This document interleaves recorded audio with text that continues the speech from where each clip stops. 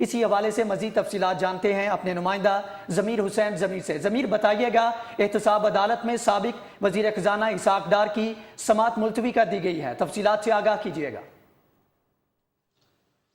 جی بالکل، احتساب عدالت میں سابق وزیر خزانہ اسحاق ڈار کی آمدن سے زائد اثاثہ جات کیس کی سماعت ہوئی ہے اور آج بھی ملزمان پر فرد جرم عائد نہیں ہو سکی۔ منصور رضا جو کہ نیشنل بینک کے منصور رضا جو کہ بینکس کے جو ہے وہ پریزیڈنٹس بھی ہیں، ان کو آج استثناء کی بھی درخواست دی گئی تھی اور ان کو التوا مانگا گیا ان کی طرف سے، اور جو ہائی کورٹ بار ایسوسی ایشن کے پریزیڈنٹ ہیں وہ عدالت میں پیش ہوئے اور انہوں نے ان کی طرف سے التوا کی درخواست کی، جس پہ احتساب عدالت کے جج محمد بشیر نے کہا کہ اس کو ہم دیکھتے ہیں، تو اس پہ